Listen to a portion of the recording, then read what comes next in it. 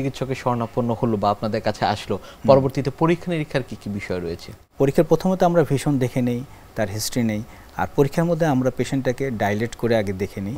তবে এক্ষেত্রে আবার একটু ডাইলেমা আছে, যদি পেশেন্টটা গ্লুকোমারও হয় আমরা আগে তার ইন্ট্রাওকুলার প্রেশার দেখে নিই।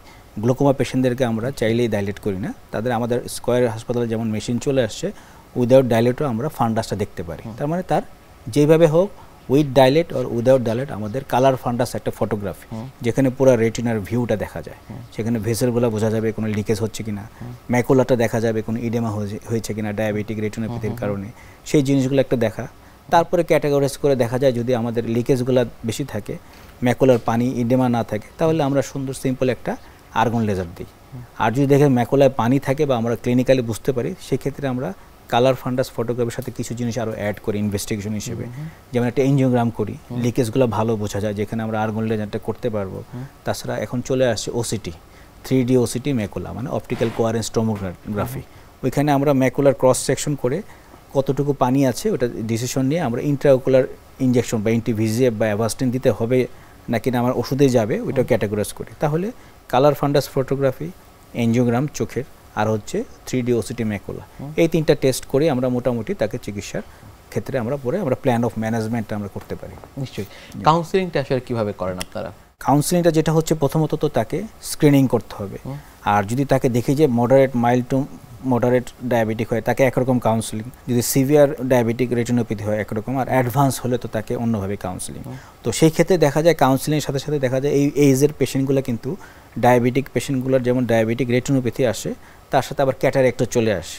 তো দেখা যায় অনেক সময় আমরা ম্যাক্সিমাম আমাদের চক্ষু উইথ ডিউ রেসপেক্ট চক্ষু বিশেষজ্ঞরা ভুল করি, ক্যাটারেক্ট দেখে আমরা অপারেশন করি, পরে বলি সরি বাবা আপনার তো ভিতরে রেটিনোপ্যাথি আছে, কারণ তার অপারেশন ভালো হলো দৃষ্টিশক্তি তেমন আউটকাম ভালো না, সেই হয়তো বলবে ডাক্তার সাহেব আমি তো আমার ফ্যামিলিতে আরেকজন অপারেশন করলো, আমার এই বোনটা সে তো খুব ভালো দেখছে। কিন্তু এটা হলে আমাদের এই কাউন্সিলিং যেটা খুব গুরুত্বপূর্ণ বিষয়, অপারেশন করার আগে আমাদের কিন্তু একটু সর্ট আউট করতে হবে। ক্যাটারেক্ট পেশেন্ট হলে আমাকে হিস্ট্রি নিতে হবে, ডায়াবেটিক হলে আমাকে বলতে হবে বাবা আপনার ডায়াবেটিকটা কন্ট্রোল রাখেন, আর যে টেস্টগুলো বললাম করে আমাদেরকে কিন্তু ক্যাটারেক্টের পিছনে খুব অ্যাডভান্স বা হাইপার ম্যাচিউর ক্যাটারেক্ট না হলে কিন্তু রেটিনা দেখা যায় ক্যাটারেক্ট থাকলেও। কাজে রেটিনাকে আমি একটু কাউন্সিলিং করবো, যদি দেখি যে রেটিনোপ্যাথি থাকে তাহলে তাকে সে একরকম কাউন্সিলিং যে বাবা অপারেশন আমি করব, অপারেশন ভালো হবে, কিন্তু আর 10 জন যেমন অপারেশন পরে ভালো দেখে সেই ম্যাজিকটা আপনার নাও হতে পারে, কারণ আপনার রেটিনাতে কিছু ইস্যুজ আছে, ডায়াবেটিসের কারণে রেটিনোপ্যাথি পানি আছে। তো আমি অপারেশন করার পরে আপনার ট্রিটমেন্টের পরে আরও যখন ভিউটা মিডিয়া যখন ক্লিয়ার হবে তখন আমাকে ডায়াবেটিক রেটিনোপ্যাথির জন্য কিছু চিকিৎসা করতে হবে। তবে না করলে আপনি আরও বিপদ আরও খারাপের দিকে যাবেন, তখন দেখা যাবে আপনাকে ভিশনটা রাতারাতি ড্যামেজ হবে। আর অপারেশনের পরে যখন আমি রেটিনার চিকিৎসা আছে, ভয় পাওয়ার কিছু নেই, কিন্তু করলে আস্তে আস্তে দেখা যাবে আপনার দৃষ্টিশক্তি স্টেবল থাকবে এবং ভালো থাকবে। এই কাউন্সিলিংগুলো কিন্তু পেশেন্ট টু পেশেন্ট ভেরি করা যায়।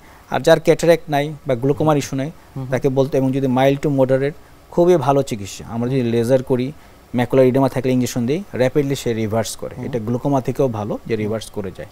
আর সেই ক্ষেত্রে অ্যাডভান্স হয়ে গেলে এটা আসলে পেশেন্টকে কিছু করার নেই, তখন দেখা যায় আমরা ভিট্রেক্টমি অপারেশন করি।